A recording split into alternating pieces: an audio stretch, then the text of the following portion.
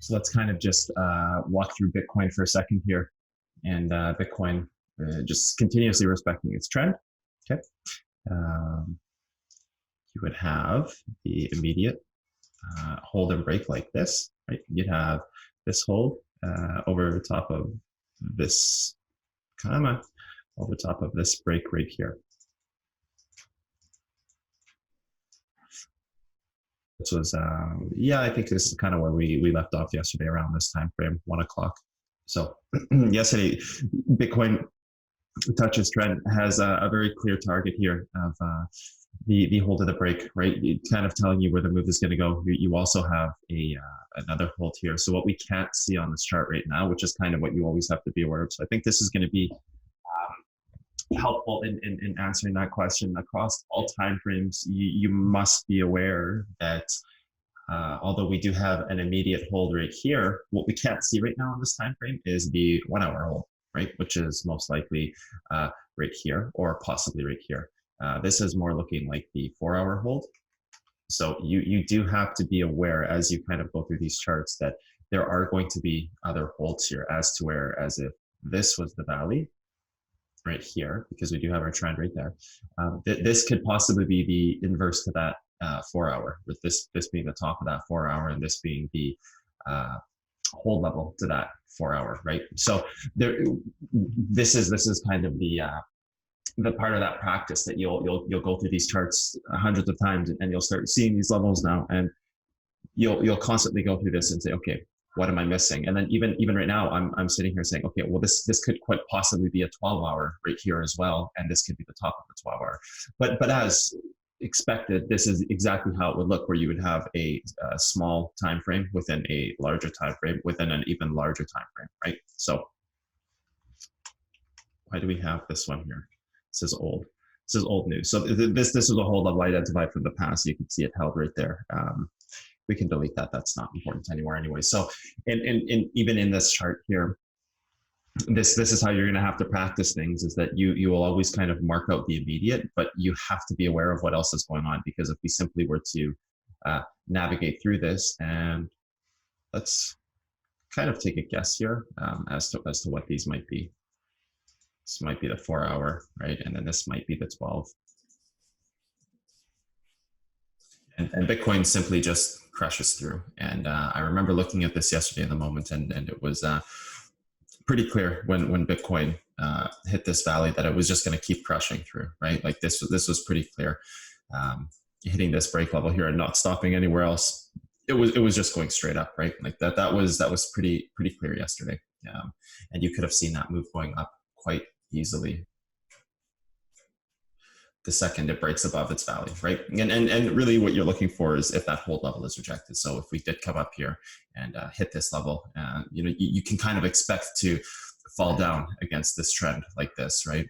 Or if, alternatively, if you come up and hit this level here, then you do much of the same thing as where you're creating that trend from here to here based on that level. And then same thing if you come up to oh, actually, that's it. It's the same level, basically. The 1 hour and the 4 hour, very much the same here. If that's even the 1 and the 4 hour.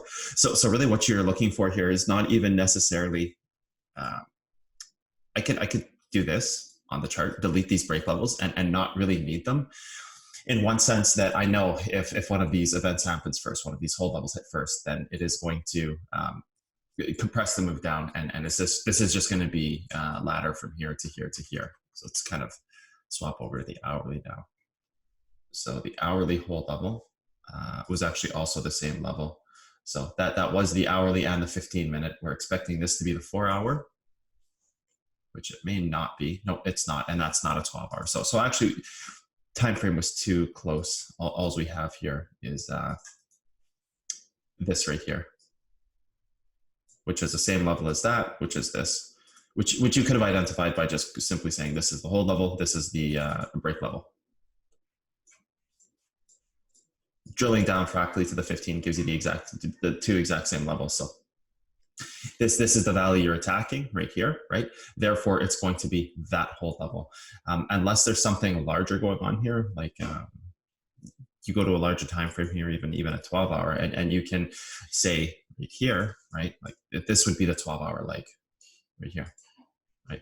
Not important right now. What is important is getting out of this valley. And in order to get out of that valley, you're not going to hold a level back here unless it's parent on the larger time frame. So it would be just that level there, and that's it. There is no other level here. You have the 4 in the inverse, that, and that's it. Break over that 4 and it's gone. So again, really you are attacking this, and you have to see these fractals. You have to, at least at a minimum, be aware that there could be fractal information here happening as we look through the 4-hour chart here and here to find that. If you were to look at something like this, and you were able to master every single tool in your belt and all this stuff like that, you could simply just long almost every single hold level on the first touch of something, because this is so common. This happens so often where you've identified the hold level correctly, and even if it's this little 1% move, this is happening like 90+% times on our chart. It's just a matter of identifying the correct hold levels. So there is a mastery to it, right? There, like, kind of answer everybody's question. There is kind of a grind, I guess, you have to do, or a mastery that you have to do to get to get to that point where you can kind of constantly buy these, but you can see every single hold level on a chart hit almost in an uptrend. It's a little alarming, actually. It's a little crazy. Right there. It's trying to hold this right here. You could see it touch that, therefore creating the ladder, right? Here to here, and it would have needed to try to hold this right here, which it didn't. It actually back tested. But then you have to kind of go through your time frames and really look at this thing. Like, what's it? Yes, on a 3-minute, it might look, I think this is where a lot of people get stumped.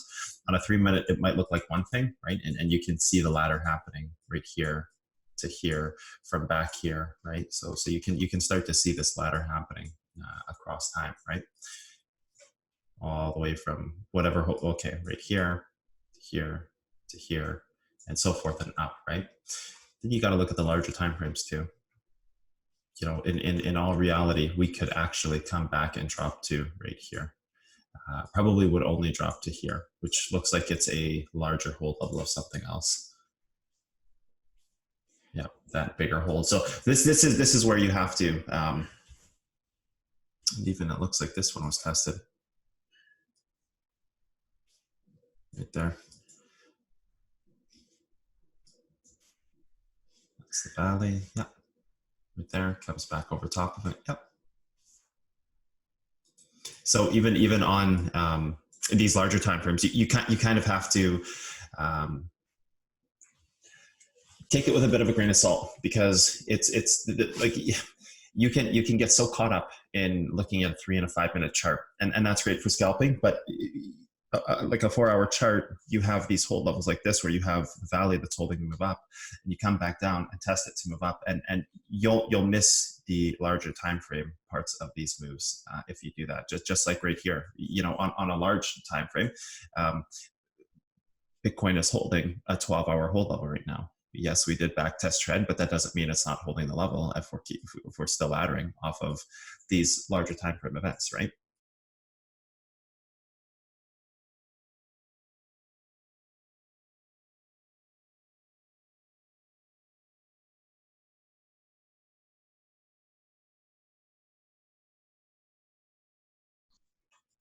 So you would start off by looking at this thing and identifying the legs first. So legs on the move, right?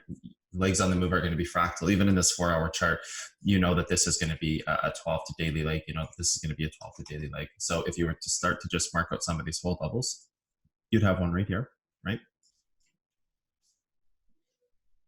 Come on. Maybe we might need to go to the 12-hour here. There's a lot of single candles. There we go. That's much better. Hold level right there, right? In this part of the move, you'd want to hold this right here. That's the hold to the valley. You see how it comes back and tries to attempt to hold this larger valley? move up. This is what I mean about you can almost every single time buy these hold levels, and you'll just end up moving up over time, right? Like it's just they hit every single time. So you can see that this is in an uptrend right now. So there's two pieces to that, right? When I'm marking this top of this candle here and this here, you are marking the valley at a very this becomes the balance between greed versus entry.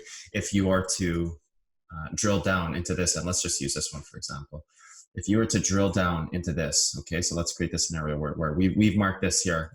So this executes pitch perfect in order to keep laddering up, right? So now you've got this upside trend like that. So this creates this kind of pitch perfect scenario right here, right? So great, wonderful. We've done that, and even you step back one further in the move, and you tried to hold this to start too, which would have been the even larger time frame. Like this, I'm assuming this is like some kind of daily in here, right there. But this becomes the balance of greed versus actually not getting entry. Because if you're too greedy with these hold levels, you just simply won't get entry, because the higher the hold level, the stronger the move, right? So for example, if you were to, let's turn that off. If you were to come and hold this level here, right? So the scenario where you hold this level right here, come on. It's just that much less work this coin has to do on its way up, or the British dollar against the US dollar here. It's just that much less work. So in a scenario where you have these kind of valleys that go down like this, every time you hit one of these hold levels, you also have to break the level above it every single time. So the lower something goes, the more work it has to undo to get back up, which is just kind of obvious in one sense. So the balance becomes between identifying the correct hold that's going to get hit versus getting too greedy. So in this right here, you could drill down into this thing, and you could say, okay, well, where's the next hold level on the 4 hour? So we've identified this one right here. And this was the 4 hour, right? So this is very much the same thing that happened on Bitcoin, where it becomes a question of greed, right? It becomes a question of how greedy can you be versus missing the move. Because if you go back to the 12 now, and you can see both hold levels were hit, but if you identified this hold level as the one that was going to get hit here, you would have missed this part of the trade, which is fine. You can hold out for the greedy level, but there becomes a point where greed overtakes the trade, and this happens where you have a downtrend that constantly compresses you. Because on this side of the chart here, right? Yes, both of these levels are hit, and they're hit to perfection. Like this is fantastic. Okay, so fine. This has to first touch exhaust first, fine. So yep, that's going to be where entries are first taken. So yes, this will end up being true. So then this can be true after. So when you kind of top out like this, then you have to monitor this move, because then you're in this move like this. Then you've executed your trade, right? Good. So this is what I'm doing now. The trade is executed. That's good. Oops, no, that's definitely not the one we want. You've got this trend right here, right? So as soon as this breaks, I'm expecting to test back down to the 4, because this is having to hold this ladder against this. This is kind of like the same thing Bitcoin is doing right now. If it's not going to catch on this, it is most likely going to be a long-term ladder. So there's something else that's happening here. If my trend can't hold, I am probably, what I'm seeing here on the 12 hour looks like, oh, this may be failure, but I'm actually probably just creating a daily ladder from here to here to here, or wherever that ends up going. I guess it would be this one here. Hey everyone, how's it going? As you know, I'm now giving out some of this content for free that I was otherwise charging for the past little while. Yeah, drop a donation, subscribe to the channel, join Patreon. You'll get access to Discord. Great way. Lots of top level traders in there, people who are doing this for a career every single day. So go to Patreon, join a tier, get access to Discord. Go on Reddit, talk about future of trading, talk about the science of trading, talk about cotton candy, socials, everything you can. Let's help this thing grow. It's the way you guys can thank me for giving out this content for free that I was otherwise charging money for. So I'll leave a Bitcoin address on the screen. I'll leave the Patreon address on the screen. Just do something to help out. Okay, thanks guys. Take care.